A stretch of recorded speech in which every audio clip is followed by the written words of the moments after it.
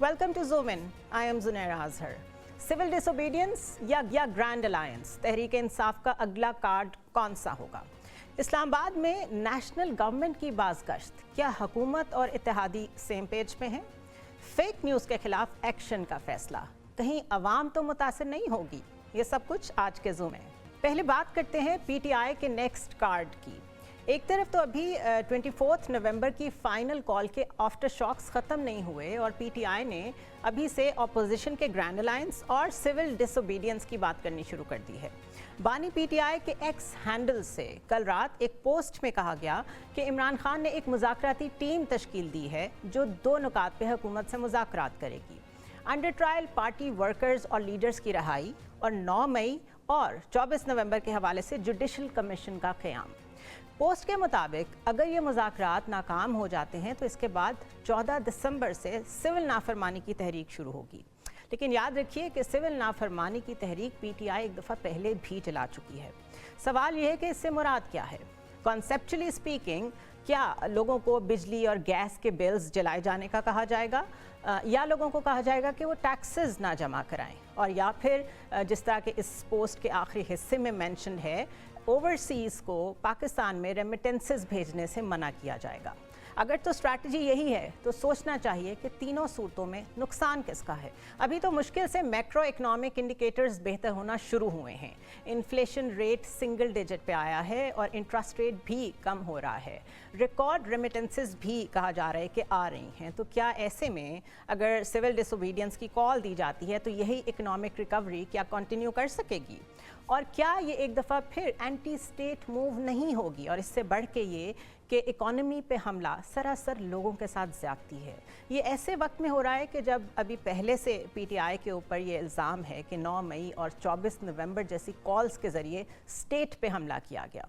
और इस पर्सपेक्टिव में ये कहना बिल्कुल गलत नहीं होगा कि वो अभी बहुत प्रॉब्लम में है, लातादाद केसेस का सामना कर रहे हैं।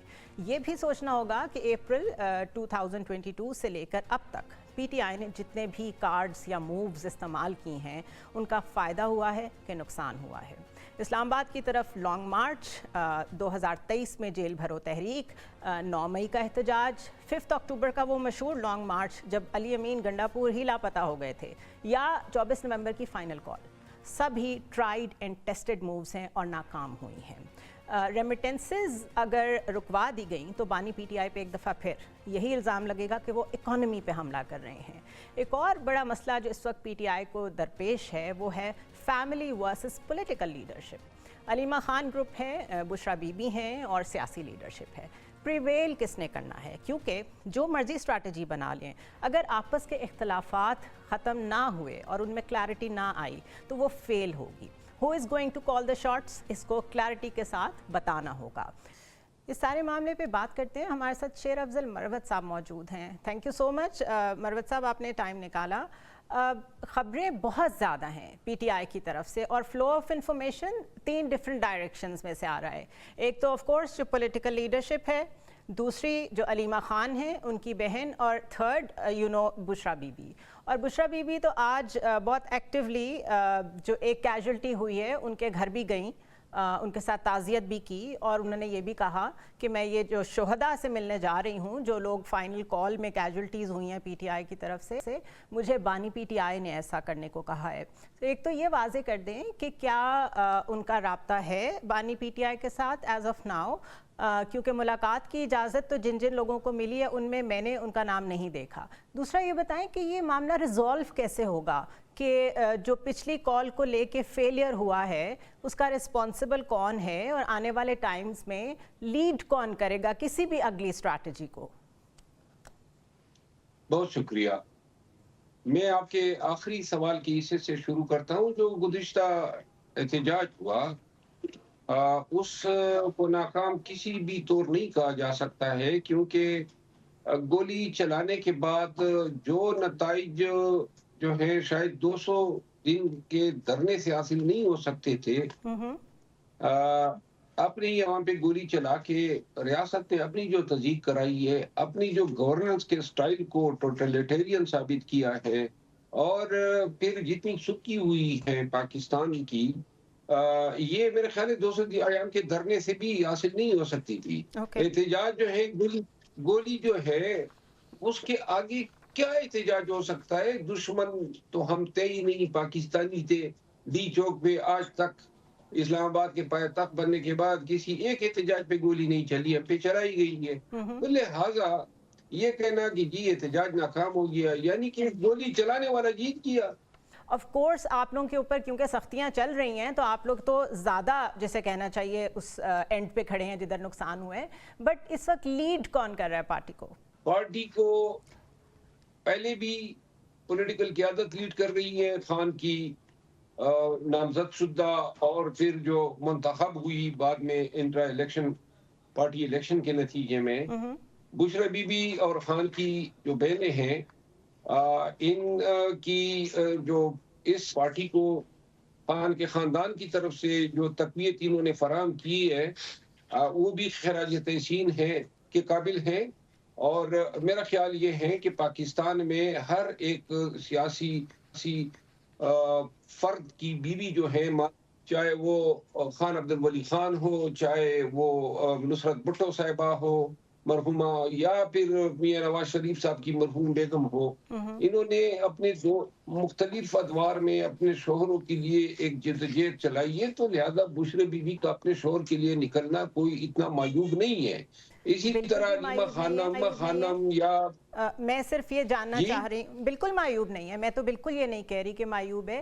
But I am trying to understand is کہ جب خبریں آتی ہیں اور اس میں یہ سننے کو ملتا ہے کہ علیمہ خان جو ہیں وہ کیجولٹی کا ڈفرینٹ نمبر دے رہی ہیں، جو پولیٹیکل لیڈرشپ ہے وہ لوگ اس کو کلیریفائی کر رہے ہیں، وہ کہہ رہے ہیں ہمیں تو صرف 12 کا فگر ملا تھا تو ہم اسی کی بات کریں گے.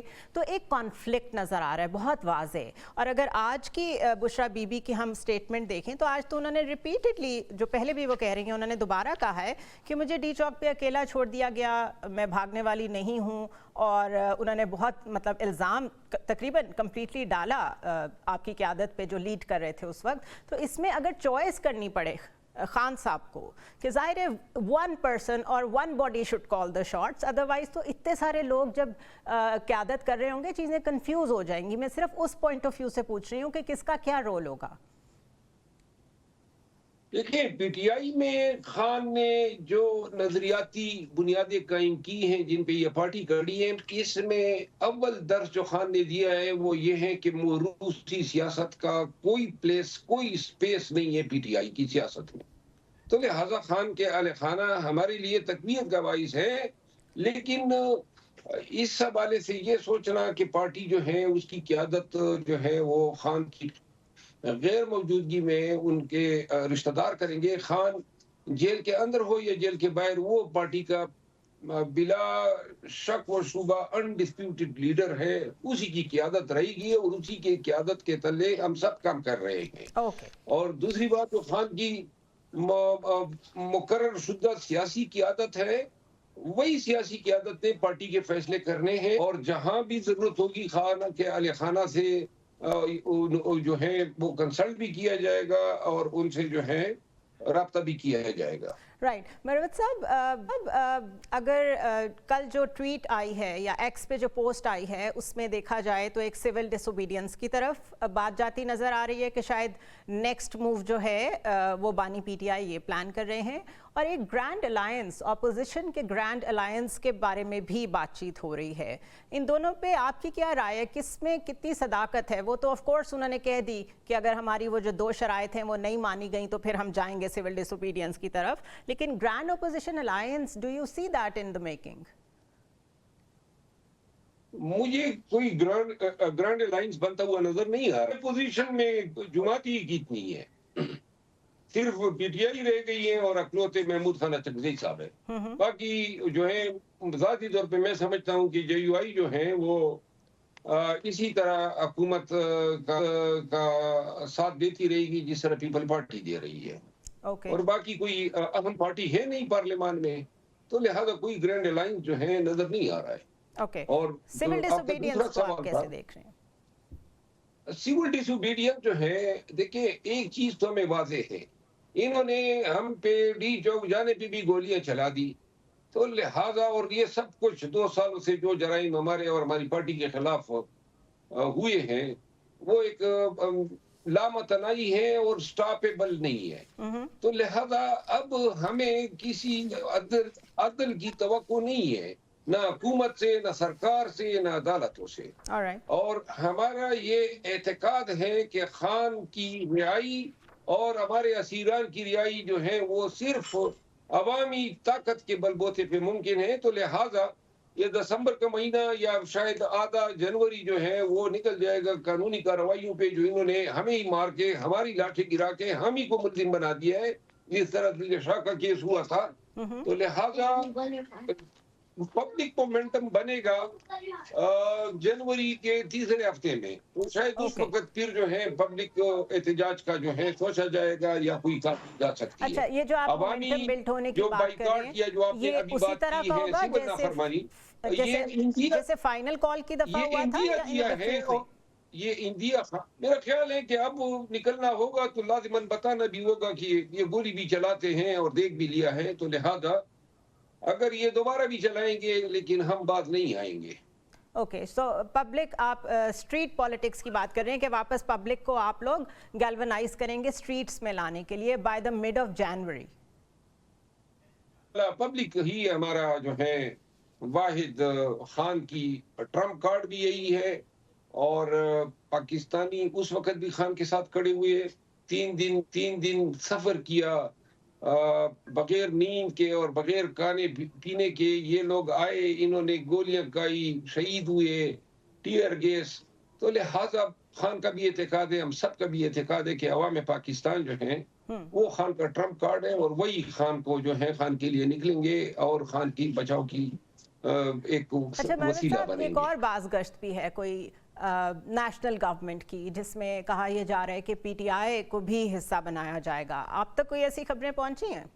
ویسے تو یہ سیاسی جگہوں پہ یہ باتیں ہوتی رہتی ہیں اور کہیں پر کوئی ریموٹلی یہ بھی سوچا جا رہا ہے، لیکن میرا خیال ہے کہ بڑا مشکل ہوگا پی ٹی آئی کو انہی کے ساتھ مل کے حکومت بنانے کا جنہوں نے 2 سال سے مسلسل بلا کسی وقفے کے لیکن اور بلا کسی حل بھی رحم تو کے یہی ہے کہ فور فرنٹ پہ جو بھی جگہ ملے پہلے وہاں اپنی جگہ بنائیں، then you take the next step. اگر ایسی بات ہوتی ہے تو آپ اگر مطلب ایڈوائزری بورڈ میں ہوں یا آپ کی ڈسکشن ہو رہی ہو، آپ کیا ایڈوائز کریں گے کہ پی ٹی آئی کو شامل ہونا چاہیے ایسی کسی نیشنل گورنمنٹ میں؟ میرا خیال ہے ہمارے ورکر اس کو پسند نہیں کریں گے. اور میں یہ ضرور ایڈوائز کروں، میں ضرور یہ ایڈوائز کروں گا کہ ہم بھی حالات کی وجہ سے مجبور کیے جانے کے بعد بہت آگے آ چکے ہیں، لیکن ریاست، حکومت اور یہ مخالف سیاسی پارٹیاں ہم سے بھی 10 قدم آگے جا چکی ہیں اور ہم slowly steadily point of no return کی طرف جا رہے ہیں. بالکل ٹھیک کہہ رہے ہیں. اس پورے مسئلے میں جو وکٹم ہے وہ پاکستان ہے.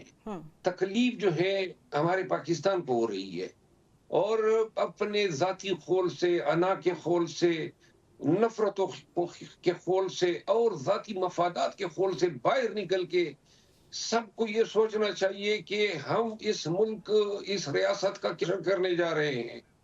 اگر لوگ یہ سوچ لیں بشمول ان تمام اداروں کے جو پاکستان کے ٹھیکیدار بنے ہوئے ہیں کہ پاکستان پہ رحم کرنا چاہیے اور سب کو، آپ بالکل حرف بحرف کہہ رہے ہیں مروت صاحب، but my last question to you, حل بھی تو یہی ہے کہ سارے ایک ٹیبل پہ آ جائیں، چاہے شکل کوئی بھی ہو، 2 منٹ کے لیے اس کو چھوڑ دیں کہ نیشنل گورنمنٹ ہے یا واٹ ایور. آنا پڑے گا نا، کیونکہ آپ لوگ جس پولیٹیکل لینڈسکیپ کا ایک حصہ ہیں، انٹیگرل حصہ ہیں، اسی پولیٹیکل لینڈسکیپ کا اور پارٹیز بھی حصہ ہیں، whether we like it or not. تو سلسلہ تو آگے چلانا پڑے گا نا. جی میں ہمیشہ سے یہ کہتا آیا ہوں کہ اگر بات چیت ہوگی تو تمام سٹیک ہولڈر سے ہونی چاہیے. اور دوسری بات یہ ہے کہ یہ جو خون بہایا گیا ہے اس نے کوئی بڑی ڈیپ روٹیڈ نفرتوں کو جنم دیا ہے. اس کا ازالہ ہونا چاہیے. ریاست کو جو ہے شفقت کا مظاہرہ کرنا چاہیے، بجائے اس کے کہ ہمیں، مجھے خود 15 نئے دہشت گردی کے مقدمات میں ملوث کیا ہے، جبکہ میں وہاں پہ کھڑا تھا لوگوں کو मना कर रहा था कि जी डी चौक की तरफ न जाए। तो लिहाजा अगर रियासत ये अप्रोच रखेगी दबाव करने की, और मैं खुद पाकिस्तान में जमहूरियत की बालादस्ती के लिए, इन्होंने मेरा घर गिराया यहाँ इस्लामाबाद में, एक मेरा गांव का घर जलाया, कसूर क्या है? सिर्फ खान के नजरिए के हम कायल हैं। इतना कोई क्यों मुतनफर हो सकता है या मुखालिफ के साथ इतनी नफरत कर सकता है? इनको सोचना चाहिए। हम पाकिस्तानी हैं, पाकिस्तान के लिए हमें अपने जिद को, अपनी नफरतों को बुलाना होगा। तो लिहाजा ये मुमकिन है जो आप बात कर रही हैं, लेकिन मेरा ख्याल है कि ये इमीडिएटली मुमकिन नहीं है। अंटिल मिड जनवरी तब तक जरा थोड़े से पीटीआई के वर्कर जहां जनाजे पड़े हैं, जहां मातम बपा है, थोड़ा सा उनके जख्म मंदमल होने दे, तो फिर मेरा ख्याल है अगर कोई ऐसे लोग पाकिस्तान पे तर्स का कि कोई ये आइडिया देते हैं तो इंशाल्लाह मैं भी अपना हिस्सा इसमें डालूंगा। बहुत शुक्रिया मरवत साहब, आपने हमें ज्वाइन किया। और उनकी बातों में एक होप तो बहरहाल थी कि अगर ऐसे किसी सेटअप की बात होती है जिसका मकसद है पॉलिटिकल स्टेबिलिटी, और पॉलिटिकल स्टेबिलिटी वो चीज़ है जिसके पीछे हम 2022 ऑनवर्ड्स भाग रहे हैं। एंड एवरीबडी एग्रीज कि चाहे इकोनॉमी की बात करें, चाहे सिक्योरिटी की बात करें, political stability and consensus is the key to that gateway. तो प्रॉबेबली शायद किसी क्वार्टर में पीटीआई में भी ऐसे लोग हैं जो अग्री करते हैं कि ऐसा होना चाहिए। ब्रेक पे जाएंगे और ब्रेक के बाद ये जो बाज़गश्त है नेशनल गवर्नमेंट की, इसके बारे में मज़ीद बात करेंगे। Stay with us.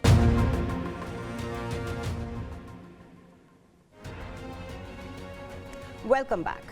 And Maulana Fazlur Rahman is also back in the news cycle and political arena. और अगर ये कहा जाए कि मुल्की सियासत में इस वक्त JUI के सरबरा मौलाना फजलुर रहमान ही सबसे ज़्यादा रेलेवेंट हैं तो ये गलत नहीं होगा। और हम इस दफ़ा एक सेकंड टाइम उनका ये डिस्प्ले देख रहे हैं क्योंकि 26वीं आईनी तरमीम में भी सेंट्रल फिगर वही थे। उस अमेंडमेंट की मंजूरी में उनका अहम किरदार था। और जो वाहिद टेक अवे अगर कहा जाए कि मौलाना ने अपने लिए हासिल किया तो वो मदारिस के हवाले से रजिस्ट्रेशन का मसला था। पाकिस्तान पीपल्स पार्टी ने हुकूमत की जानिब से मौलाना फजलुर रहमान को यकीन दिलाया था कि वो इस बिल पर JUI का मुकम्मल साथ देंगे। अब जबकि वो बिल कौमी असम्बली और सेनेट से मंजूर होने के बावजूद तातुल का शिकार है तो मौलाना ने बहुत सख्त अल्फाज इस्तेमाल किए और कहा कि हुकूमत ने इस बिल को मुतनाज़ बनाने से जो एक इम्प्रेशन दिया है वो कोई इतना अच्छा नहीं है। हाफिज़ हमदुल्ला ने तो यहाँ तक कह दिया कि सदर आसिफ जरदारी ने मदारिस बिल को मुस्तरद करके तबले जंग बजा दिया है। सवाल ये है कि हुकूमत ने ऐसा क्यों किया और नौबत यहाँ तक आखिर क्यों पहुँची कि मौलाना को इतना हार्ड स्टांस लेना पड़ा। बिलावल भुट्टो ने मौलाना से उनकी रहाइशगाह पे मुलाकात की, एक दफ़ा फिर यकीन दहानी कराई कि वो इस मामले पे सदर जरदारी से बातचीत करेंगे और इस बिल पर दस्तखत करने का कहेंगे। ताहम ये एक फ़ैक्ट है कि मौलाना को मुस्तकिल इग्नोर किया जा रहा है और ऐसा करना और उनके साथ किए हुए वादे पूरा ना करना हुकूमत को काफ़ी भारी पड़ सकता है। मौलाना पाकिस्तान की मेजर पॉलिटिकल फिगर हैं और सिक्योरिटी के हवाले से ख़ास तौर पे KP और मुल्क के दीगर हिस्सों में उनका बहुत सेंट्रल रोल है। एक और डेवलपमेंट में बिलावल भुट्टो की मुलाकात के अगले रोज़ ही सेनेटर फैसल वाडा ने मौलाना से मुलाकात की और ये कहा कि 26वीं आईनी तरमीम के हवाले से आपके साथ खड़े हैं। उन्हें ऐसा क्यों कहना पड़ा जबकि 26वीं आईनी तरमीम तो पास हो चुकी। और शायद एक जेस्चर ये आता है या समझ ये आती है कि बात सिर्फ मदारिस की रजिस्ट्रेशन तक महदूद नहीं है, समथिंग इज़ कुकिंग। फैसल वाडा को मौलाना से रुखसत हुए अभी कुछ घंटे ही गुजरे थे कि वज़ीर आज़म के मशीर, सियासी मशीर राना सनाउल्लाह ने भी मौलाना से मुलाकात की और हुकूमत की जानिब से उन्हें एतमाद में लेने की कोशिश की।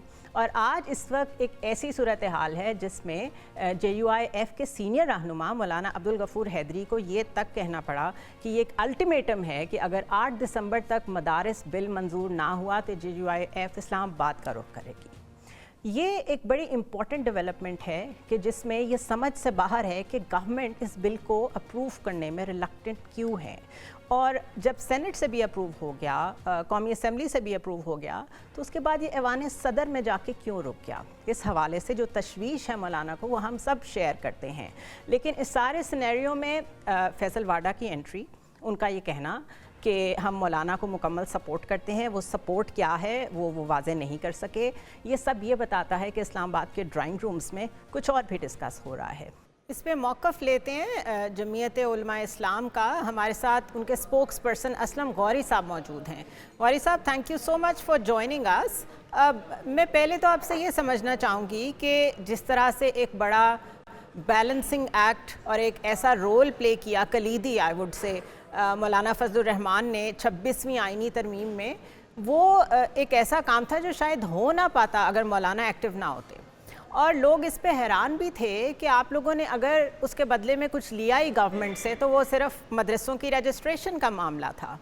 تو اس معاملے کا بلاک ہونا ایوان صدر میں جا کے یہ ہوا کیوں؟ کیونکہ اگر گارنٹرز بیچ میں پیپلز پارٹی کے تھے تو ہم تو سمجھتے ہیں وہ لوگ پولیٹیکلی چیزوں کو بڑا آنر کرنے والے ہیں. تو آپ کی کیا اسیسمنٹ ہے آپ کی جماعت کی کہ معاملہ یہاں تک کیوں پہنچا؟ دیکھیے، یہ جو بل ہے، یہ بل اس وقت جو پارلیمنٹ میں پیش ہوا ہے حکومت کی طرف سے پیش ہوا ہے. وزارت قانون نے پیش کیا، ہماری طرف سے پیش نہیں ہوا. البتہ ہماری ریکویسٹ پہ یہ بنا تھا سارا کچھ. یہ آج نہیں، جب ہماری پی ڈی ایم کی حکومت تھی اس دور میں بھی یہ بل تیار ہوا تھا ایز اٹ از. پھر یہ ہوا کہ جی فاٹف اور آئی ایم ایف کا دباؤ آ رہا ہے، ملک ڈیفالٹ ہونے کی طرف جا رہا ہے، اور واقعی اس کے حالات بہت خراب تھے. تو اس کو ابھی کچھ عرصہ پینڈنگ کر دیں. ہم نے پینڈنگ کر دیا. اب جب 26ویں آئینی ترمیم آئی تو ہم نے کہا اب تو صورتحال بدل گئی ہے. اب تو آپ انڈیکس بھی روز ڈے بائی ڈے اوپر کی طرف جا رہا ہے، اور آپ کہتے ہیں جی ملک میں مہنگائی بھی رک گئی ہے، تو اب تو اس کو کر لیں. تو انہوں نے کہا ٹھیک ہے. پھر اس پہ بات ہوئی ہماری بلاول ہاؤس، اس بل پہ پورا ڈسکس ہوا بلاول ہاؤس کراچی میں، بلاول صاحب کے ساتھ، ان کی لیگل ٹیم کے ساتھ. پھر یہی بل ہم نے ذاتی عمرہ میں مسلم لیگ نون ان کی لیگل ٹیم کے ساتھ ڈسکس کیا. اس کے بعد یہ 26ویں آئینی ترمیم کے ساتھ یہ حکومت پاکستان کے بل کی حیثیت سے یہ جمع ہوا. اس کو ان تمام فریقوں نے ووٹ کیا جنہوں نے 26ویں آئینی ترمیم کو کیا تھا، اور اس میں ایم کیو ایم بھی شامل تھی، دیگر پارٹیاں بھی، باپ بھی شامل تھی. وہ تمام پارٹیاں جو انہوں نے 26ویں آئینی ترمیم پہ ووٹ کیا ان سب نے اس کو دیا. اور لیکن جب یہ وہاں گیا ہے تو پھر 26ویں آئینی ترمیم تو سائن ہو گئی، بلکہ وہ سائن نہیں، اس کے بعد بھی 2 بل ایسے گئے جو اس وقت تک ہم اس پہ ہم اختلاف رائے رکھتے ہیں. وہ بل بھی سائن ہو گئے تو ہمیں اس پہ تھوڑا سا تشویش ہوئی. تو کہنے لگے تھوڑا سا اس پہ مسئلہ ہے، اب بھیج رہے ہیں. تو واپس آیا تو پتہ چلا کہ کمپیوٹر ایرر ہے اور 20 یا 21 کا کوئی مسئلہ تھا، اس کو ہم ٹھیک کرتے ہیں. وہ ٹھیک کر کے دوبارہ چلا گیا. جب وہ دوبارہ چلا گیا پھر یہ سائن نہیں ہوا اور یہ پھر پینڈنگ ہوا. تو ہمیں پھر ابھی تشویش جب ہوئی تو کہنے لگے صدر صاحب کے پاس رکا ہوا ہے، اس پہ کوئی لیگل. ہم نے کہا جب پہلی دفعہ آپ نے واپس کیا تھا، آپ نے کہا تھا یہ کمپیوٹر ایرر، تو اسی وقت یہ ساری اعتراضات کیوں نہیں لگائے؟ ایک دوسری بات یہ ہے کہ یہ بل جو ہے آپ نے پیش کیا، حکومت پاکستان نے پیش کیا، وزارت قانون نے تیار کیا، اور آپ سب نے، حکومت نے اس کو ووٹ کیا، ہم نے ووٹ کیا. اب اس میں کیا خامی نکل آئی ہے؟ اور باقی بلز پاس ہو رہے ہیں ساتھ ساتھ. ہاں جی، اس کا مطلب تو ہم یہ سمجھے کہ پھر وزارت قانون ہو یا پیپلز پارٹی کی لیگل ٹیم ہو یا مسلم لیگ کی لیگل ٹیم ہو یا ہمارے اراکین پارلیمنٹ ہو، ان کی قابلیت پہ تو انگلی اٹھے گی کہ کیا ان کو پتہ ہی نہیں تھا یہ کیا ہونے جا رہا ہے اور کیوں انہوں نے غلط کیا.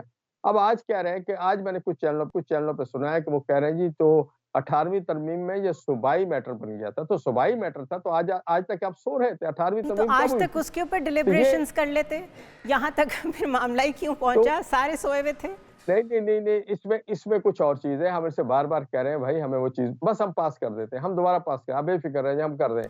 بلاول صاحب اس دن آئے، بلاول صاحب نے بڑی اچھی گفتگو کی اور انہوں نے کہا کہ میں پاکستان سے باہر تھا، مجھے نہیں پتا یہ کیا ہوا ہے، میں اس کو ٹھیک کراتا ہوں، میں جاتا ہوں، اب بے فکر ہے 2-3 دن میں آپ کو رزلٹ دوں گا. اب وہ تشریف لے گئے. ان کو جانے کے 3 یا 4 گھنٹے بعد میڈیا پہ خبر آ گئی کہ جی بل جی پریزیڈنٹ صاحب نے واپس بھیج دیا. ان کے جانے کے بعد واپس بھیجا گیا. کمال کی بات، ہم تو حیران رہ گئے کہ یہ کیا ہوا ہے.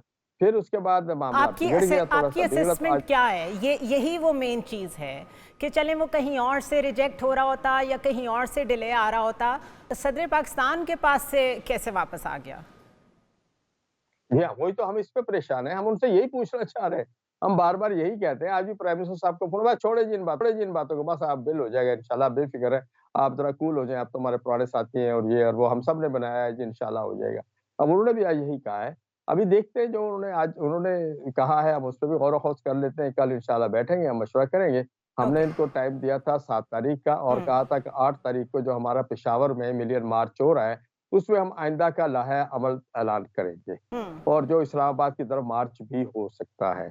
तो उस पे हम कल बैठ के बात करेंगे। कल मौलाना साहब से बात होगी तफसीलन, वो अपने साथियों को, पार्टी के तमाम अरकान को एतमाद में लेंगे पेशावर में, और इंशाल्लाह उसके बाद परसों हम कोई जिम्मेदार। और एक चीज में और मैडम, एक बात, आज तक आपको याद होगा टीवी पे हर अदारे की तरफ से ये मदारस को हम कौमी धारे में लाना चाहते हैं, मदारस की रजिस्ट्रेशन होनी चाहिए, मदारस को निज़ाम ठीक होना चाहिए, मदारस में तो आज मदारस वाले खुद खड़े आपके दरवाजे पे हाथ बांध के, आपका बनाया हुआ बिल है, हम कहते हैं इसको पास, इस पर दस्तखत करो यार, क्या कर रहे हैं? तो ये भी एक लेट्स अज्यूम के कुछ दिनों में the cat will be out of the bag, या तो साइन हो जाएगा या पता चल जाएगा कि मसला क्या है। एक और चीज़ बताइए, फैसल वाडा साहब की मौलाना से जो मुलाकात है और उसके बाद उनकी जो प्रेस टॉक है या उनकी जो गुफ्तगू है, उसमें जिस तरह लोग इसे रीड कर रहे हैं वो ये कह रहे हैं कि सिर्फ ऑप्टिक्स में चीज़ें जैसे नज़र आ रही हैं वैसे हैं नहीं। और वैसे भी फैसल वाडा साहब जब किसी से मिलने जाते हैं तो यही समझा जाता है कि कहीं और का पैगाम लेके जा रहे हैं। तो उस पर आपकी क्या राय है या आपकी क्या इन्फॉर्मेशन है? शायद वो जो अपना शेख रशीद साहब ने खला पैदा किया उसको पुर करने की ये कोशिश कर रहे हूँ, और हो जाएगा खला? इस तरह की कोई बात, मेरे ख्याल कोशिश तो हो रही है। तो वो तो लगे हुए हैं, लेकिन मैं एक बात कहूँ कि इसमें हमारे पास कोई ऐसी तजवीज़ फिलहाल नहीं आई कि हुकूमत कौमी हुकूमत होनी चाहिए या नई हुकूमत होनी चाहिए, और मुझे तो ऐसा नजर आता है कि ऐसा बन भी नहीं सकती।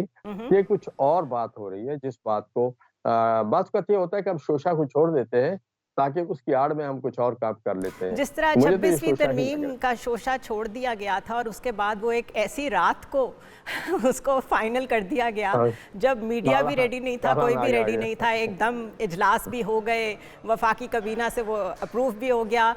लेकिन बहरहाल मैं इस पे आपको थोड़ा सा डिग करूँगी डीप।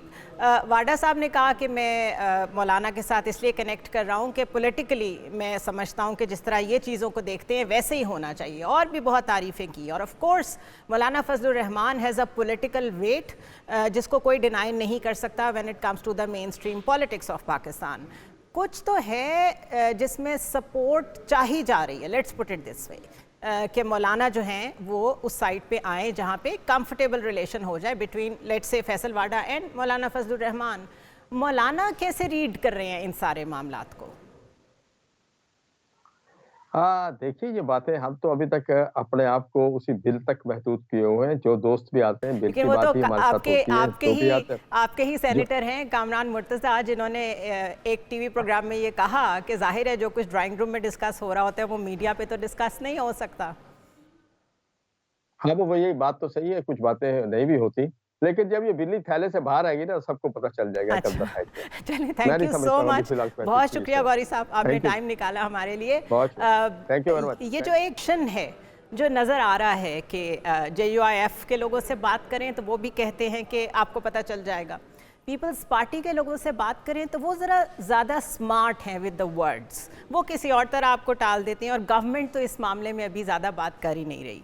लेकिन समथिंग इज़ सिमरिंग, अगर थोड़ा सा वेट कर लेंगे तो चीज़ें सामने आ ही जाएंगी, लेकिन इस वक्त उस पर कोई ओपनली बात करने को तैयार नहीं है।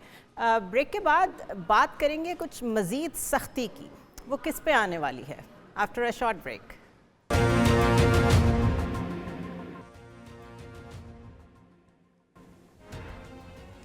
Welcome back once again. और अब कुछ बात करते हैं मज़ीद सख्ती की जो इंटरनेट के हवाले से लग रहा है कि होने वाली है पाकिस्तान में। अगर फॉर्मेशन कमांडर्स कॉन्फ्रेंस के एलामिये को देखा जाए और जो मूव्स इस वक्त गवर्नमेंट कर रही है फेक न्यूज़ को लेके और सोशल मीडिया को लेके, तो ये बात समझ आती है कि इस सारे मामले पे इस्टेब्लिशमेंट और गवर्नमेंट सेम पेज पे हैं।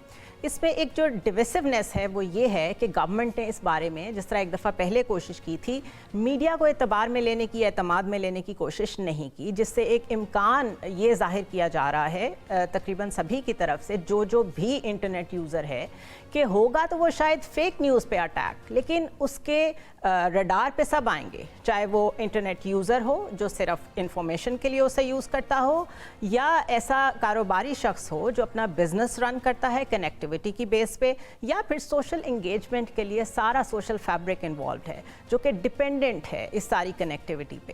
तो इसको लेके सोचने की ज़रूरत ये है कि फेक न्यूज़ को आइडेंटिफाई करने के लिए और इस प्रोपेगेंडे को रोकने के लिए गवर्नमेंट ऐसे मैकेनिज़म्स कब बनाएगी, बना भी रही है या नहीं, या ये पॉलिसी बस ब्लैंकेट एप्लीकेशन की तरह हम सबको हिट करेगी। इसीलिए मज़ीद सख्ती के बारे में मैंने ये बात की है और इसको हम डिस्कस करते हैं सीनियर एनालिस्ट सलीम बुखारी साहब के साथ। बहुत शुक्रिया बुखारी साहब, आपने हमें ज्वाइन किया। फॉर्मेशन कमांडर कॉन्फ्रेंस का जो एलामिया आया था, अगर उसको देखें और गवर्नमेंट जिस डायरेक्शन में जा रही है, उससे ये बात बड़ी क्लैरिटी के साथ समझ आ रही है कि अब लॉज बनने जा रहे हैं टूवर्ड्स द फेक न्यूज़। और फेक न्यूज़ तो सिर्फ मैं एक एस्पेक्ट कह रही हूँ, जो भी डिजिटल प्लेटफॉर्म्स के ऊपर पोलराइजेशन है उसको अब कंट्रोल करने का एक फ़ैसला कर लिया गया है, बट इसके टेंटिकल्स बड़े डीप हैं। एक आम इंटरनेट यूज़र हम सब ने देखा कि वो बड़ी बुरी तरह मुतासर हो रहा है, चाहे आप सिर्फ फंडामेंटल राइट के लेवल पे इसको देखें या उनका रोज़गार इससे जुड़ा हुआ है उसको देखें, जो फ्रीलांसर्स हैं और जो ऑनलाइन बिजनेसेस कर रहे हैं। और इसके साथ एक और एलिमेंट है जर्नलिज्म का, कि इसमें जद में तो वो लोग भी आएंगे जो जर्नलिस्ट हैं और एक अपनी राय रखते हैं। तो एक मैकेनिज़्म ऐसा बनाना जिसमें बड़ा टारगेटेड इस चीज़ को कंट्रोल किया जाए, नोइंग कि ये फेक न्यूज़ है, ये डिसइंफॉर्मेशन है, क्या उसके तकाजे गवर्नमेंट पूरे कर पाएगी? ये बहुत बड़ा चैलेंज नहीं है? बहुत शुक्रिया आपका, आपने प्रोग्राम में याद किया मुझे, और सवाल भी आपका बहुत अहम है। जहाँ तक नए कवानीन बनाने का ताल्लुक है, कवानीन तो पहले से मौजूद हैं। पीका कानून इसी के लिए तो बना था कि ये जो फेक न्यूज़ होती है या जो जिस तरीके से यानी फैक्ट्स के बगैर बड़ी बड़ी बातें कर दी जाती हैं, उसको रोकने के लिए। और आपने देखा कि इसके तहत कुछ एक्शंस हुए भी थे।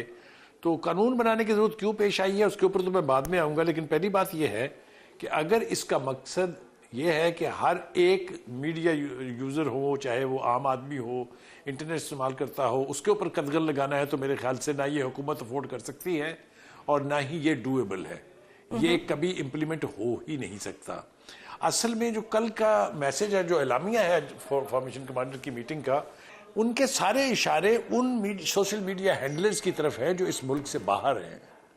कोई लाखों की तादाद में अकाउंट्स हैं, आपको भी पता है, मुझे भी मालूम है अकाउंट्स, वहां से जनरेट होती हैं चीजें जो पाकिस्तान के इंटरेस्ट में नहीं है। प्रोपेगेंडा होता है जिसकी कोई गुंजाइश नहीं। आप किसी भी मुस्लिम मुल्क में चले जाए, आप चाइना में चले जाए, आप रशिया में चले जाए, आप बहुत बड़ी बड़ी जो डेमोक्रेसीज हैं उनमें जाएं, इसका एक कंट्रोल अगर नहीं है तो इट्स ए लीथल वेपन।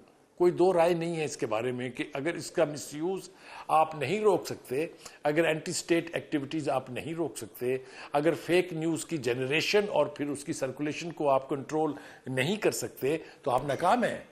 आप मुझे बताइए कि कहाँ होता है अगर मैं आपकी बात को रिफ्रेज करूँ तो सोशल मीडिया से पहले पुराने दौर में सिविल राइट्स होते थे, सिविल वॉर्स थी, और उसमें प्रोपेगेंडा बहुत एक बेसिक टूल होता था। सोशल मीडिया के साथ यूँ कहिए कि इसको करना और भी आसान हो गया। You are just a click away and you can hide your identity and you are right कि ओवरसीज़ ऐसे लोग बैठे हुए हैं। And that is my exact concern कि उन कुछ ओवरसीज़ लोगों की वजह से क्या हम सब तो जद में नहीं आएंगे? हाँ, मेरे ख्याल से अगर ऐसा होगा तो हुकूमत नुकसान उठाएगी। मैं ना सेंट पीटर्सबर्ग में रशिया में गया था, एक कॉन्फ्रेंस थी वहाँ फेक न्यूज़ के हवाले से। वहाँ जो दो बड़ी इंटरेस्टिंग चीज़ें मेरे सामने आई, एक तो ये था कि सबसे ज़्यादा फेक न्यूज़ का इस्तेमाल सुपर पावर्स और सुपर पावर्स की हुकूमतें करती हैं। They create a news, they generate it, they circulate it and then अपने ऑब्जेक्टिव अचीव करने के लिए छोटी रियासतों, छोटे मुल्कों के ऊपर फिर प्रेशराइज करते हैं। मैं यहां तक भी मानने के लिए तैयार हूं कि शायद इसका इस्तेमाल खुद हमारी हुकूमतें भी गलत करती हों। तो ये एक ओवरऑल रिफाइन करने की जरूरत तो बिल्कुल है, लेकिन कदगन लगा के सबसे ये सहूलत छीन लेना मेरे ख्याल से उल्टा गले पड़ेगा हुकूमत। ब्लैंकेट ट्रीटमेंट ना मैं इसको सपोर्ट कर सकता हूं, ना इसको सपोर्ट किया जाना चाहिए। जी दूसरी बात ये कि जिनके बिजनेसेस हैं, आपको नहीं लगता बुखारी साहब, सॉरी आई एम इंटरजेक्टिंग हियर, आपको नहीं लगता कि इसमें अगर मीडिया को ऑन बोर्ड ले लिया, क्योंकि अब बहुत सारे प्लेटफॉर्म्स हैं जो अपने डेस्क्स के ऊपर अपने अपने आउटलेट में फैक्ट चेक इंट्रोड्यूस करवा रहे हैं, लोगों को स्पेशलाइज कर रहे हैं, people are learning it on their own, तो अगर आप मीडिया को इसमें शामिल कर लें तो that can be a very smooth transition. ये बिल्कुल ठीक कहा आपने, लेकिन इसका एक तजर्बा हुआ जो नाकाम हुआ। अगर आपको याद हो, पीका कानून जो है वो तमाम चैनल्स के हेड्स को, तमाम अखबारों के एडिटरों को, तमाम जर्नलिस्टिक ऑर्गेनाइजेशंस को भेजा गया था। आपको याद होगा उनके अंदर बड़े बड़े नाम थे जो उसके पैनल पर थे, लेकिन क्या हुआ, उसकी मुखालफत भी उसी तरह हुई जिस तरह बाकी कवानीन की होती है। जो पाकिस्तान के लिए जो मॉडल सही हो सकता है वो ये कि आप ना तो बिजनेसमैन को टच करें और ना ही एक आम यूजर को टच करें, उसको एक्सेस दें और अपने सिस्टम को ऐसा बनाएं जो बाहर से जनरेट होने वाली फेक न्यूज को, जो बाहर से जनरेट होने वाले एंटी स्टेट प्रोपेगेंडे को रोके। दुनिया ने रोका है, दुनिया ने इसमें कामयाबी हासिल की है। बिल्कुल, क्योंकि ये हुकूमत का ही काम है। तो सिर्फ जो मैसेज है वो ये है कि इस मामले पे, फेक न्यूज़ को रोकने के मामले पे गवर्नमेंट establishment same page पे है. That is the only message I'm trying to get here. Thank you so much Salim Bukhari साहब. While I was covering US elections और मेरी कई Republicans के साथ बातचीत होती थी अपने programs में या Democrats के साथ, तो उन सब ने एक चीज़ तकरीबन ब्लैंकेट वे में कही कि हम सब समझते हैं हमारे लिए एक बहुत मेजर चैलेंज जो है वो फेक न्यूज़ का है। और उसके बाद ट्रंप की इंतज़ामिया में आपने इलॉन मस्क का जो इन्वॉल्व होना देखा है, उसके पीछे भी यूएस की एग्जांपल मैं दे रही हूँ कि एक मैकेनिज़्म इन प्लेस है जो ट्रंप लाना चाहते हैं कि किस तरीके से जो उनको डिस्क्रेडिट के लिए सोशल मीडिया पे कैंपेन्स होती हैं वो उनको कंट्रोल कर सकें। This is an apt example to tell कि सोशल मीडिया को हुकूमती लेवल पे इस्तेमाल किया जाता है और हुकूमत से हट के भी लोग इस्तेमाल करते हैं for their own propaganda. The problem is कि वो मुल्क पॉलिसीज़ बना रहे हैं, मैकेनिज़म्स बना रहे हैं which are open to interpretation, which are open to the world to see कि हम किस तरीके से इसको कंट्रोल कर रहे हैं। हमारे यहाँ एक बिल तो आ जाता है, एक कानून तो आ जाता है, हमें ये नहीं पता होता कि उसकी जद में कौन कौन आएगा। ख़ास तौर पे यहाँ पे मैं जिक्र कर रही हूँ उन लोगों का जिनका रोज़गार इंटरनेट से जुड़ा हुआ है। I will see you tomorrow.